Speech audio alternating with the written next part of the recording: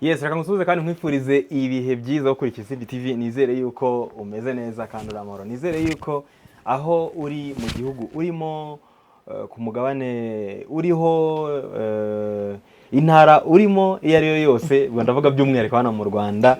Twebwe twicaye mu mujyi wa Kigali, nasuye umudamu ukora ibintu byiza cyane, mwatangiye mubibona mu mashusho, yitwa TK Tijara Kabendera. Ubu turi muri TK Nature Cosmetics. TK mu mataratara wayahinduye. Mu minsi ishize nagize gutya ndayareka, ariko mbona ndiko kugenda mpuma, nongera nyasubira. Umeze neza? Ndashima Imana cyane. Urasa neza? Alhamdulillah. TK arasa neza. Nizere yuko namwe mubibona. Hari gihe mbwira abadamu ngo barasa neza, bamwe bakambwira ngo nakunze umudamu ngo ntago ari byiza. Kuba nabwira umuntu ko ari mwiza ni ikibazo, cyangwa ko yambaye neza ntabwo ari ikibazo. Nibwo busirima aho. Nese ubona ubona ko wambaye neza TK? Ndabibona nanjye. Ubona ko hari ibi ngibi nibyo wita ngo iki? Ibi byitwa dila. Ni amadila nyine ni oya, ntabwo ari amabubu. Amabubu yambarwa n'abantu bari ngo bararya barangiza bagahita biyambara. Aya ni amadila, ni amakanzu ari relax, ni amakanzu meza nk'ubu ngubu turi mu gisibo. Abadamu b'abasilamukazi baza rwose bakatugurira. Sibyo ko buri munsi ni kuba wambaye? Ngiye kenshi niko ntabwo ari igisibo gusa. Nge ntabwo negerana n'Imana mu gisibo gusa. Igihe cyose tuba turi close. Yego, twasuye TK muri TK Cosmetics hano muri Chic. Tukiri hafi se mu kiganiro niho wabwira ahantu herereye TK? Ya, mperereye muri Chic, ni muri Mayinazi 3, umuryango ni A002. A002. Bivuga ngo Mayinazi 3 ni hasi ubwo nyine urumva Chic ifite amafloor. Gisohoka muri ascenseur uhitubona kwa TK. Cyane, gisohotse muri ascenseur wakanze Mayinazi 3 uhitubona TK Nature Cosmetics. Nubwo wabaza umuntu uri gutambuka ngo ati kwa Tijara ni, bahita bahakwereka. Reka duhite twimanukira. Yes, ndi kumwe na Tijara Kabendera, by'umwihariko reka ntangire nkwifuriza gukomeza kugira igisibo cyiza. Murakoze cyane. Kandi ugusaba kwawe Nyagasani azakumve anakwakire. Amen, amen. Biragenda se ahandi? Ya, biragenda. Nta kibazo. Ngiye twari bwahure mfite ikibazo. Biba bihari ahubwo nta muntu utagira ibibazo TK. Ngenda bigira byinshi. Abantu barimo baratureba nabo barimo n'abantu ndi bose, ariko burya iyo mfite ikibazo nkahita ntekereza ko hari ufite ibibazo birenze ibyo mfite, mpita nshimira Imana nkavuga ni Imana, alhamdulillah. Alhamdulillah. TK, niki urimo urasaba muri iki gisibo? Donc amasengesho yawe yerekeje ku cyane cyane? Aya masengesho yanjye nyerekeza akenshi, wenda n'ubuzima bwose, iyo nsenga ngiye buri gihe cyose nsengera ibintu bimwe, nyerekeza ku muryango wanjye, nyerekeza ku rubyaro rwanjye. Mfite abana bakeneye gutera imbere, mfite abana bakeneye gukura, ngasaba Imana cyane kumpa ubuzima burebure ngo nzabarebe bashaka, mbona abuzukuru. Nabonye ari vuba ko ari ibisore. Nkaba nibanda cyane, ubu ngubu nkaba ndi kwibanda cyane Imana kunyagurira business yanjye, ngatera ikirenge mu cy'abandi bakiri bose. Ukaba umukire nyine. Ari isengesho nkunda gusaba, namara gusanga nkavuga nti Mana undinde igihombo. Aka ntugahombe kuko nta. Nyine urumva ubisaba Imana, byose ubisaba Mana undinde igihombo. Iyo agiye mu bintu byo bitandukanye nk'ibi n'ubuzima busanzwe bwa buri munsi, hariho kugwa, hariho no guhaguruka. Roho rusaba Imana, Mana undinde kugwa, ahubwo umekomeza gutera imbere. Ni iki rero kigutera ubwoba cyangwa se gituma ugira umutima uhagaze, wajya no gusenga ukibuka ko ugomba kongera kwiyeza, ukongera ukegerana n'Imana, cyane cyane mu gisibo? Ngira ngo mu Islam wese ku isi abaharanira ko yakoresha igihe neza kugira ngo reka twebwe mvuge nk'abakristo ko bavuga bitagatifuza cyangwa se yiyeze.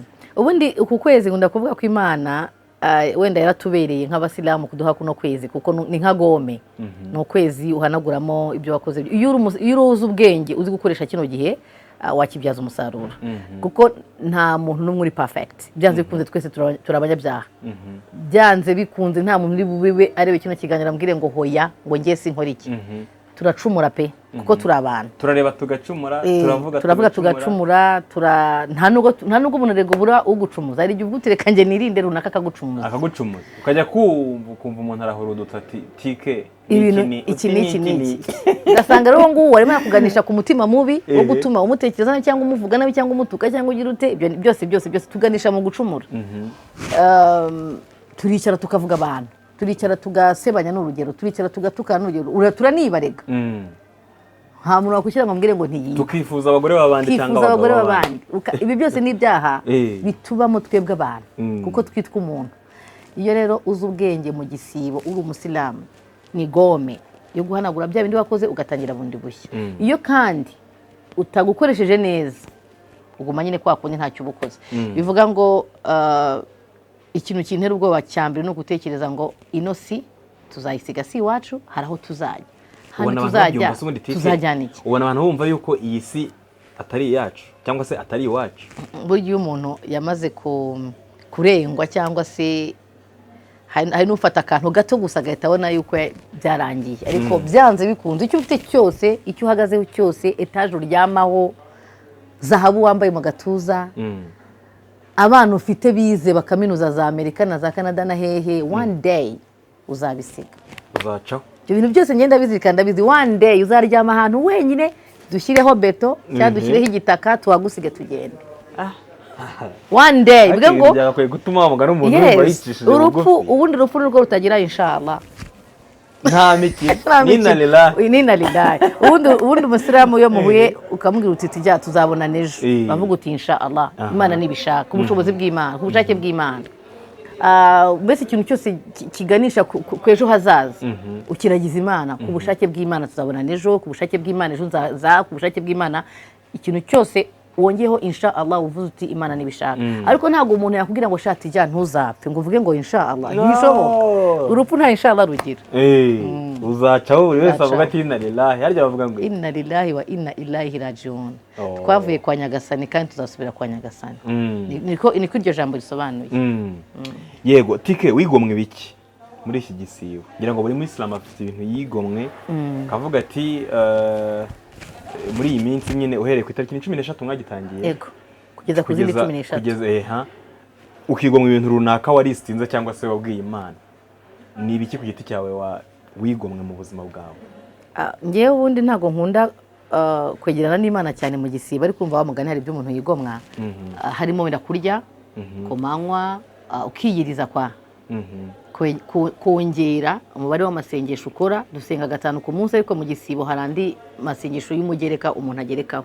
Iyo rero ubonye umwanya ayo masengesho urayakora, cyane cyane amasengesho ya ninjoro yo gutangira mu gicuku. Ikindi nigomwe cyane gihambaye ni televiziyo. Reka ukunda televiziyo? Nyikunda cyane, nkunda amafilime, nkunda amaseri. So ntago nkibona umwanya wo kuyareba kuko nabyo babigusaba ngo niba ubishoboye ujye uyirinda. Ntago nyareba gake, ntago ariko ubwo gihe cyo kwishimisha. Bivuga ngo niba niri hano muri chic nkahava amasaha yo gufuturu, ngatunganya ifitari y'abana, tugasangira, tukaryama. Ya masaha nafataga ndeba amaseri mba ndi kumusala, mba ndi gusenga. Hanyuma Tike, kuva nakumenya wambaye utwo tuntu tubiri kuri idarapo rya wumvaga ngiye kuvuga iki? Ntabwo mbitse turi mukunda kuki mutureba cyane ariko kuva nakumenya wambaye utuntu tubiri, kamwe kariho idarapo ry'u Rwanda, akandi kariho irya Tanzania. Hano hari undi muntu watwihishe nawe mba nkweretse ikiganza cye. Wa undi muragabanya ibiro se? Ariko byagezeho birashimishije, afite courage. Yego byose n'ubushake. Afite ubushake. Ariko numvise umuti wamuzaniye waramuguye nawe. Ntabangugira wabariye kwa Tike ugira amavuta, ugira sinzi uwo mutano wakuye.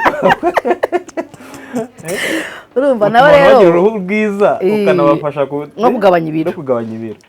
Kano kantu nawe aragafite, ariko afite kamwe, afite kano, ngiye mfite twombi. Kubera ikirere Iteka wambaye tubiri, Tanzania n'u Rwanda. Utu tuntu tugaragaza yuko bino bihugu byose mbifite ku mutima byombi. Icyo ufite ku mutima cyane ni iki? Byombi. Ariko u Rwanda urumva nawe u Rwanda rurabanza, kuko urabona no mu kuza imbere nibwo ruri imbere. Kano kakaza no kuri Instagram yanjye habanza 250, hagakurikiraho 255. Urumva ko u Rwanda rwo ruri hano ko cyane. Gusa byombi ni ibihugu byanjye kuko ndabikunda cyane. Papa wanjye yavukiye muri iki, mama wanjye yavukiye muri iki. Byombi wowe ubu ngubu uri nyirabyo. Yes. Tike, mu buzima tubamo ni ibibazo gusa. Nkunda ko mu biganiro tugirana cyangwa se ibyo ukora n'ahandi hantu no kuri social media zawe, komeza abantu njya mbona abantu bahura n'ibibazo ariko tukabatekereza ariko ibibazo byabakomeranye yego, kandi umuntu akaba adashobora kubasura kwa muganga bakiriyo cyangwa se bagitangira kurwara, niba ari n'icyo bakagombye kubafashisha bakagombye kukibafashisha bicyoroshye bitarakomera cyane, ariko umuntu yamara nko gupfa cyangwa se byamara gukomera akaba aribwo tubatabara. Mbona rero gukomeza umukobwa n'umudamu witwa Pascaline, yego, umukobwa Samantha ejo bundi yagize ibyago apfusha umwana yaramaze igihe gito yibarutse. Ni n'umudamu ugukunda cyane, sinzi niba ari mu mafilime. Nanjye ubona akazi usanga mbona ibintu akora nubwo sinakunda kwita kuri filime z'abanyarwanda cyane, ariko iyo ngize amahirwe nkazibona ndazireba. Ikindi ndumva abantu twize guhura none mu kazi inshuro imwe, hari ibiganiro bari bantumiyemo. Ikindi mbona ari umudamu wiyubaha, nahitamo rero kumubwira ngo niyihangane yimpore, akomeza twaze gitwara, ariko ngende umubyeyi nta kintu kibaho ku isi y'Imana kirijyana. Pen ya nyuma ibaho ikomeye ni ugupfusha umuntu wawe. Nicyo naringiye kukubaza, pen ya nyuma ibaho. Kuba umudamu yakwibaruka umwana agapfa, wumva birijyana bingana iki nk'umubyeyi? Ntago njya mbasha, kuko hari abantu babyawe batubaha ba nyina. Ntago njya mbasha gusobanura ubwo bubabare, kuko n'ubu urabivuze numva rumeze. Sinjya mbasha kubyumva sinjya mbasha gutekereza uwo munsi. Iyo umuntu yabuze umwana mutekerezaho, nkamwibazaho, nkahita nibaza Mana kuki wemera ko umuntu abura umwana, ariko nkahita mvuga nti singiye kurengera, twe tuyita gukufuru, singiye kuburanya Imana kuko niyo nyiri byose. Ariko peni ya nyuma, gupfusha umuntu biraryana, gupfusha umubyeyi, gupfusha umuvandimwe, umuntu umunsi bere rimwe mwakinnye mwabanye mufitanye amabanga, biraryana cyane. Gupfusha umugabo cyangwa umugore ndavuga gupfakara, ariko peni ya nyuma ni ukubura umwana, kuko sinjya mbyumva, sinjya mbyimagina. Noneho ngejeje ku muntu wenda tuvuge nka Pascaline, hari igihe mvuga ngo we ku kigero umwana yari afite kuri we ni amahirwe, kuko uriya ni umumarayika. Abataragira mu myemerere yacu bakubwira ko bariya abana azagufata akaboko akaguhanagura, byanze bikunze bazahura. Baravugira bati azamu. Hari umubyeyi wajyaga avuga ngo, wajyaga twenda kutwigisha, kuduha inyigisho z'idini, akavuga ngo uriya ngo ubugize ambasaderi imbere y'Imana mu ijuru. Bivuga ngo umuntu nk'uri ubuze umwana ungana kuriya ntamuzi, ntiyamubonye, ariko afite igihe yamaranye nawe mu nda, afitanye nawe connection. Uriya mwana byanze bikunze azi mama we, byanze bikunze bazahura kuri wa munsi wa nyuma, amubone ambwira ati burya nigi. Urumva rero nawe aravuga ati marayika wanjye nagende agiye kumpagararira abane nanjye. Urumva rero ko umwana ugenda ubana nawe step by step, niko ugenda urushaho kumumenyera kugira gute. Urumva nkavuga nti byibuze we yarataramuterura, yarataramuha ibere, yaratarakambakamba mu nzu, yarataramusekera, yarataratera intambwe, yarataramagara ngo mama. Ibi byose bigenda bikugarukamo iyo agiye amaze kugera kuri iyo myaka. So nkavuga nti rero yihangana akomere, ariko amenye ko afite ambasaderi. Iki ndashaka ko tubivanamo agasomo tugahawe n'umubyeyi. Tike harya mu mazina yawe ririmo umubyeyi? Ririmo ririmo, tuzuguna amazina yawe ngarukamo. Umubyeyi ririmo. Ubona ibyo ababyeyi b'amama bacamo? Ndabibona cyane. Ni nk'irihe somo twagombye kubivanamo twebwe nk'abana babyawe? Uriya abana twese, kuko ari umuntu aba afite mama we, ntamuha agaciro. Yes. Yanamara gukomera cyangwa yanamara kuba mukuru akamwibagirwa. Ejo bundi hari umupapa twari turi kumwe w'umucuti wanjye, ari kumwe na mushiki we, nta babyeyi bafite bombi. Noneho dukunda gutera blague cyane, atavuga ariko shanga mwebwe ngo muba mufite ba mama ngo mujye mubakomeraho. Ndamuhindukira nshaka ko dukomeza tubakomeraho isiki. Noneho akomeje ndavuga nti tubakomeraho iki se wowe ninjye wa mutwe tutajya guterana blague. Nyamara ngo mujye mubakomera. Nk'ubu se ku munsi muhamagara kangahe? Nk'ubu se nongeze aho ngaho, ariko kwa twajya tubiganira numva igikomera afite. Cisha make ndamwumva. Arambwira ati uwamumpa kano kanya aka. Yagiye nkiri umusore, ati ndi umugabo, mfite abana, nkamwereka ko nanjye nabye. Noneho bituma wamugaye ntekereza ntiko wamuga n'umuntu utamufite kakanya.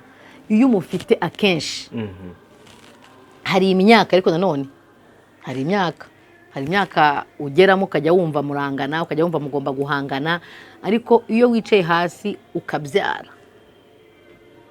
kagira imvune ukabyumva umva ubiha agaciro bivuga ngo rero akenshi nkunda kureba nk'umuntu ufite umubyeyi ntamuha agaciro ko kuvuga ngo niba mfite mama ni urugero akeneye iki ntagomba kubabazwa n'iki ntagomba kunyura muri iki aho kugira ngo bari uwo bimurinda ahubwo akaba ari uwo bimutera byanze bikunze uba ufite ikibazo Tike reka tugaruke muri business tuve mu bijyanye no hari umuntu w'ikiganiro agahita yitekereza akagira agahinda muhumure ntago muri bupfe nta naho ibibazo biri bubakure ariko menye ko urupfu nta inshallah rugira ni nacyo kibazo igihe kizagera nyine twese tugenda ni nacyo kibazo nyine wa mugani Tike reka tugaruke muri business nabonye ufitemo utuntu dushya babakiriya bawe abantu bagukunda abantu bashaka ko utera imbere cyangwa uzamuka ni ibiki ubafitiye ngiye nabonye ntazi n'amazina yabyo ngenda agomba n'ubyereka Robert mfite ibintu byiza bamaze kumenyera ko tuba dufite snail bayitumenyereho cyane irahari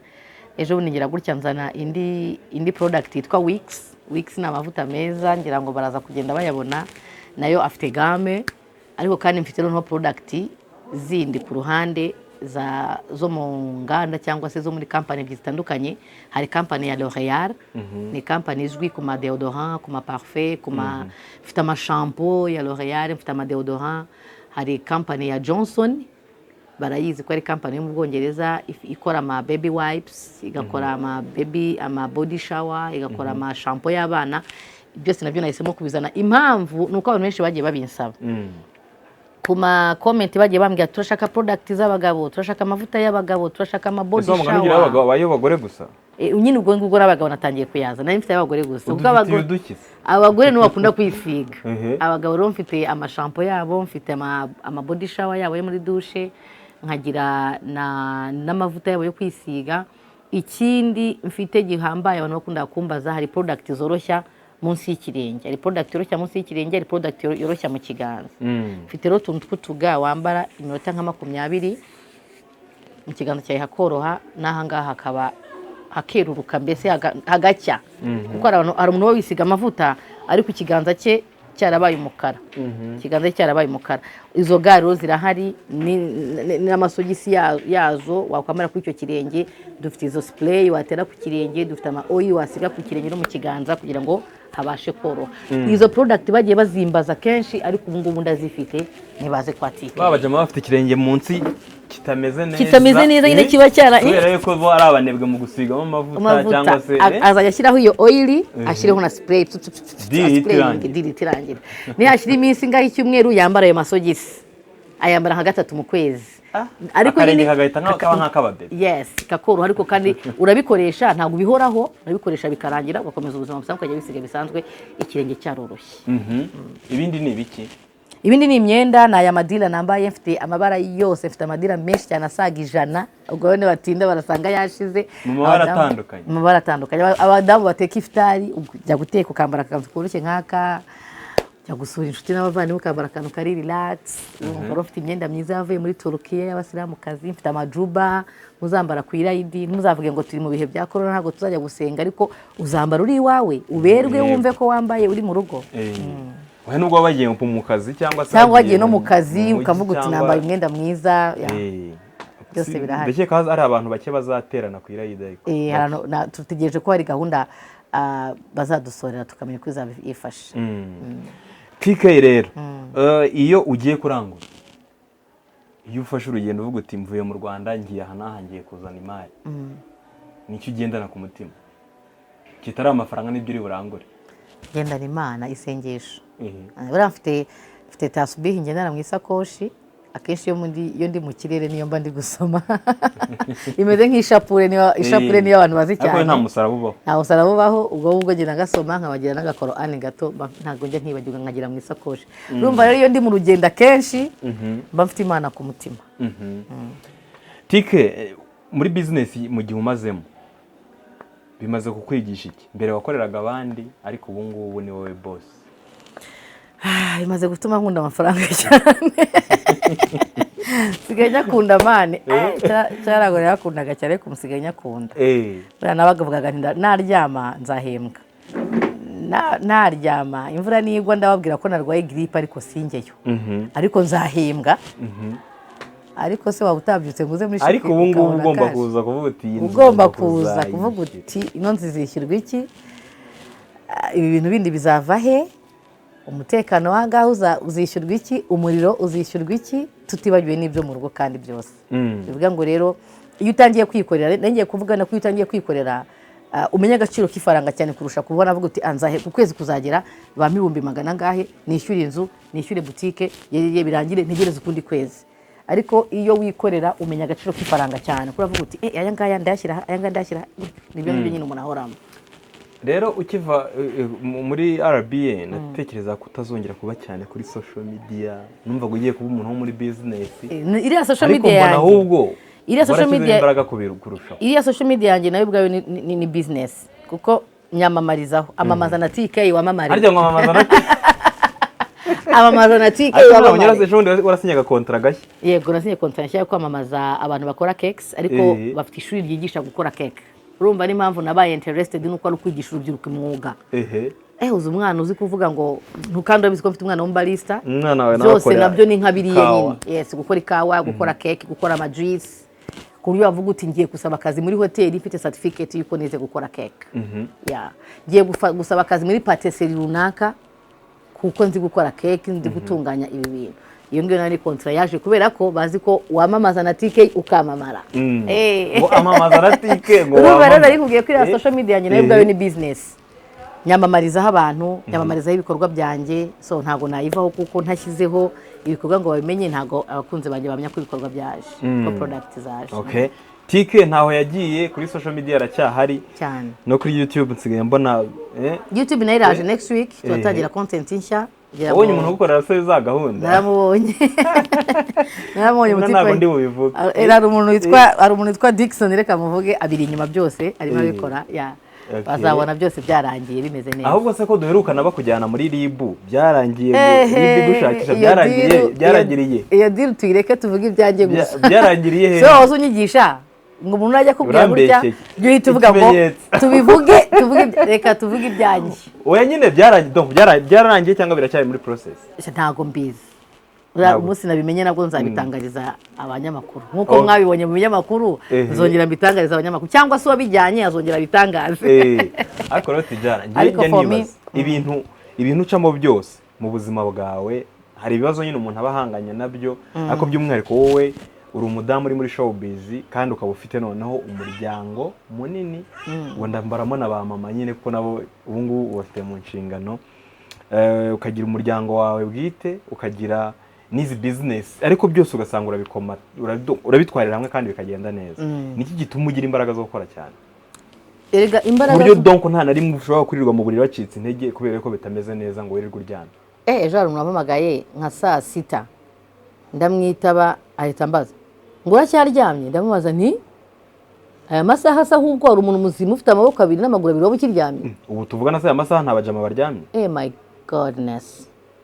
Ubu nonaha turi saa 6 n'igice z'amanywa. Ariko hari undi muntu ukunda kuryama wise widefanda. Biterwa n'akazi umuntu akora. Uvuga ari umuzamu.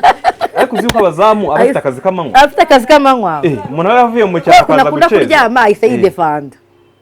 Niyo mpamvu ibiro bye bigabanuka ku rwego. Anyway, iki nangiye kuvuga icyo impamvu namusubije gutyo, ngewe namenye muri ngewe mu gukura kwanjye nge namye ndi gutyo nyine. Urumva?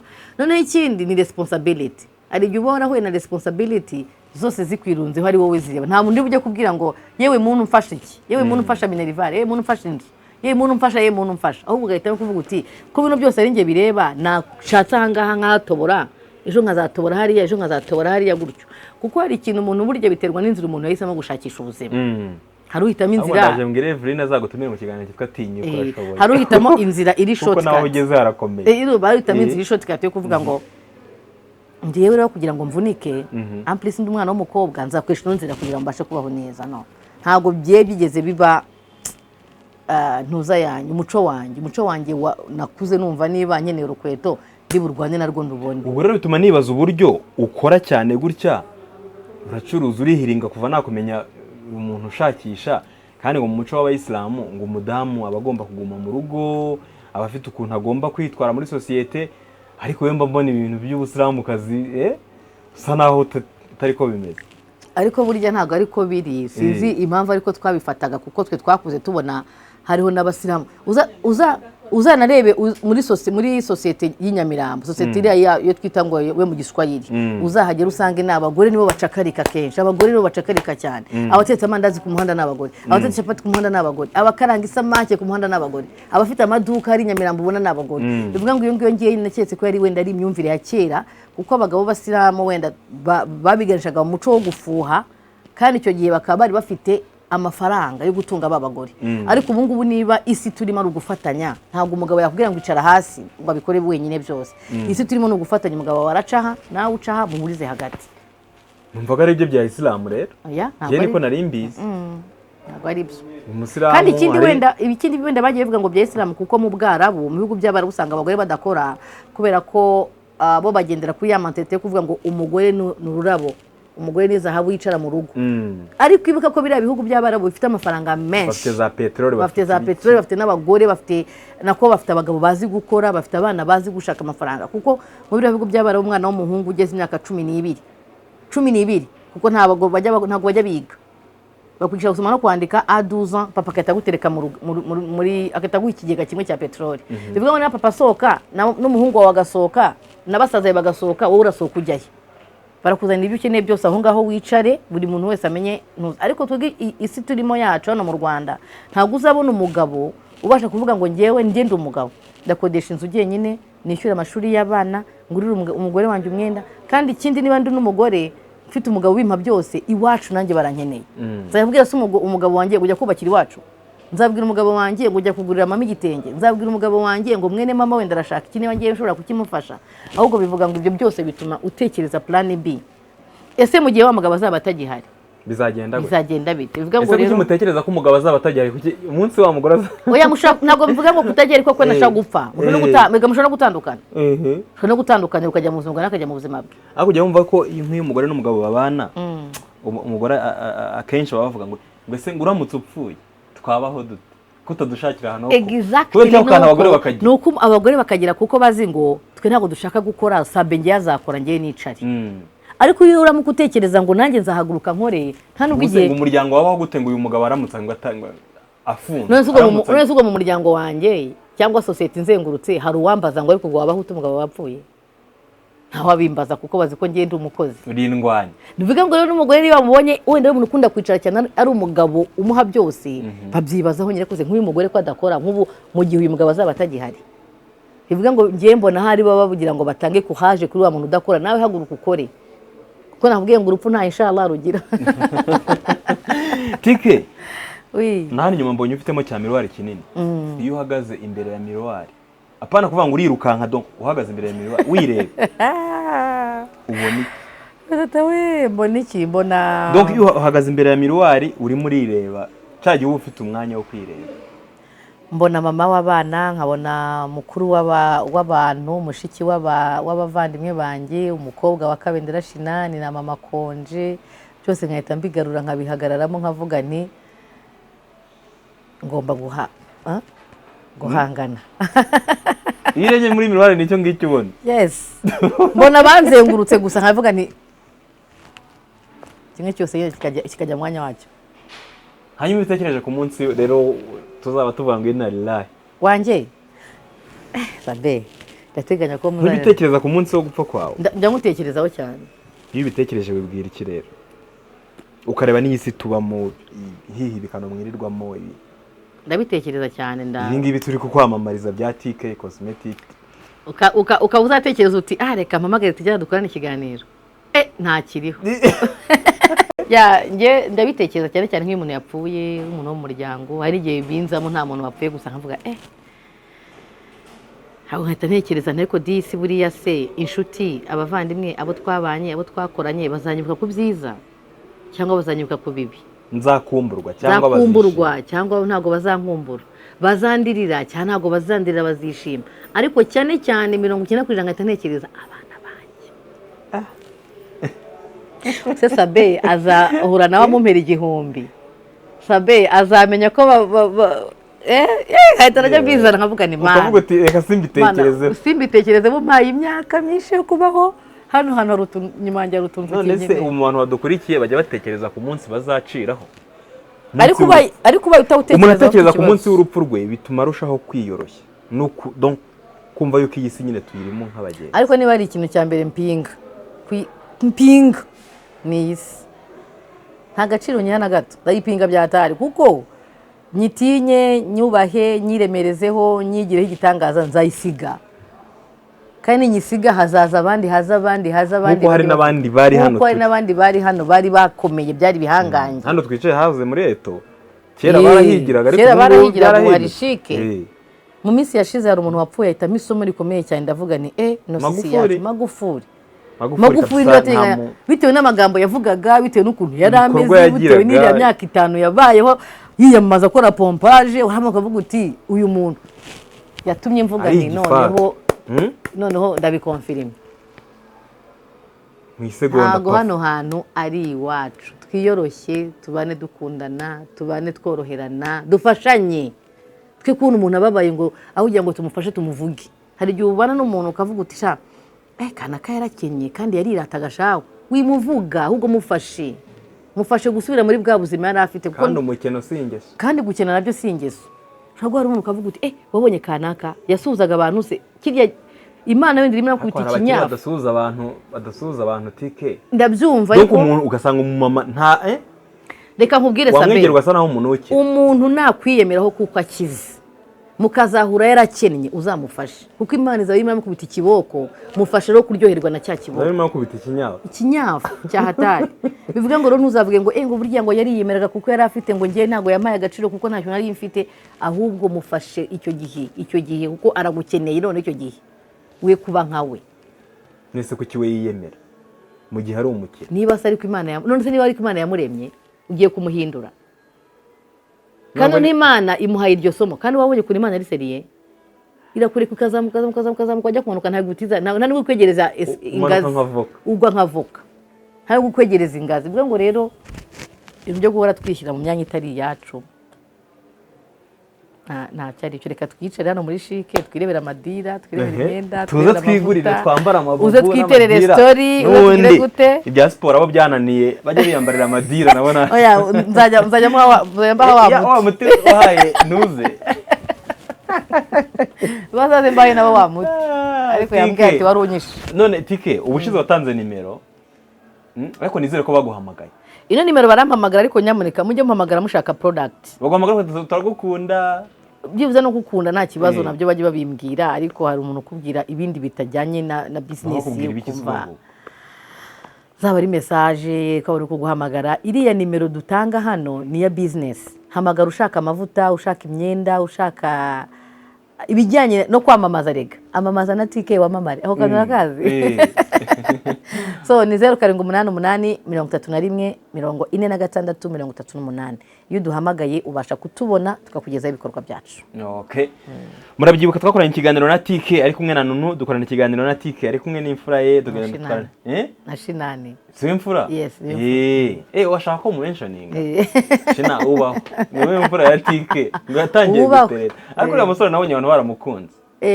Aritonda, afite ibitekerezo, donc avuga ibintu ubona ko biri ku murongo, nta kantu k'ubwana kazamo, maze kuba umugabo. Shinani yubahwe. TK, nta kibazo umwana wawe arakubaza ukakiburira igisubizo. Ikibanza za Nyarugunga iyo ngiyo kimeneka. Se n'ikimeneka cyose Sabe. Nta kibazo umwana wanjye arambaza ngo nyiburire igisubizo. Tugaje akabazo kamwe tugasoza. Ntacyo. Ntago baragera, nta kibazo na kimwe arambaza ngo nyiburire igisubizo. Byose warabisubije. Nuko hari ibyo yakubajije cyagiye nkabona nawe wanje ku. Nta na kimwe nasubije, ariko byose nabisubije Sabe. Muri vacances tuzakora part 2. Nta kibazo rwose. Ikibazo cya nyuma. Ubu buzima tubamo ubwa buri munsi niki bwakwigishije? Ndabizi nagiye mbikubaza kenshi, ariko amasomo umuntu aba yareze mu buzima ni menshi. Niki ubu buzima bwakwigishije? Ubu buzima ngewe bwanyigishije ko kubana n'abantu, ngira ngo nacyo gisubizo buri gihe ngomba nguha buri gihe, ntago ndagihindura. Kubana n'abantu nicyo kintu cya mbere cy'ingenzi kurusha gushaka kubana n'ibintu. Abantu benshi dukunda kubana n'ibintu byacu tukabigira ibyacu, ariko tukayoba ko dufite abantu batuzengurutse. Ikindi tujye twirinda gutakaza umuntu nubwo yaba ari umwe mu buzima bwawe. Ushobora kuba ufite abantu bakuzengurutse, ntuzifuze ko hari umwe uvamo, ahubwo wifuze ko bikarangira aciye. Yego, nawe ashobora kunaniza nawe, ariko byibuze jya utegereza aba ari we ukunaniza, agende we kuba intandaro y'uko umubano wanyu upfa. Ariko akenshi igisubizo ntanga ni uko turusheho gukunda kubana n'abantu kurusha kubana n'ibintu. Okay, reka dushimire TK nyiri TK Cosmetics muri Chic, yababwiye adresse ye, nimero turaza kuyandika ku kiganiro hano hasi. Ariko baze bahahe, ariko bajya baza cyangwa ntago baza? Baraza. Mbibariza. Baraza, baranampamagara bakaza, amavuta hasigaye make, amadila nubwo hasigaye make, muze mugura imyenda. Okay, nabonye na diaspora. Ese iyo umuntu akeneye nk'ibi bintu arimo hanze, ubigenza gute kugira ngo bimugereho? Ya bitewe nk'iyari imyenda biroroshye kuko turayohereza kuri posta, ariko nka cosmetics akenshi basigaye bagorana nk'amalosiyo, usanga batayatwara n'iki. Bivuga ngo hari n'igihe umuntu aba ari hanze ariko afite wenda nk'abavandimwe be, azi umuntu uzagenda aramutuma akaza akabimutwarira, ariko nk'abashaka imyenda yo turayohereza nta kibazo. Tikareka ngushimire cyane kandi bonne chance, igisibo cyawe kizakomeza kigende neza, tuzahura ku Irayidi. Nzaze duguririye piriya umuceri nzawurya mu ngo ebyiri, iwawe no kwa Shehe Ashraf. Kwa Ashraf, Shehe Ashraf ndayisenga, ndamukunda cyane, agira inyigisho nziza cyane. Kujya kurya ntuze nta kibazo, ikibi ni ibirori. Ese yabona akagabanya ibiro akareka amagambo. Ese kugabanya ibiro urashaka ko uzarya Irayidi wenyine? Tujya wakoze cyane kandi bonne chance. Urakoze cyane, Imana ibamugisha. Isimbi, komeza ukore subscribe ku Isimbi TV kugira ngo ujye ubona amakuru meza aryoheye amatwi y'Abanyarwanda kandi yigisha. Ese Alpha araho? Alpha Rwirangira araho n'umupapa, arahuze, arimo ararera. Nanjye nsigaye mpamagara namura nkambwira ntukiyemere, ubyaye rimwe twe tubyaye 5, jya uvugishe badagase kati. Ari kwita ku mugore n'umwana, bameze neza mu rugo rwabo. Alpha Rwirangira na Lilian na Princess ndabakunda cyane. Mwakoze cyane TK. Yego, nawe mwakoze.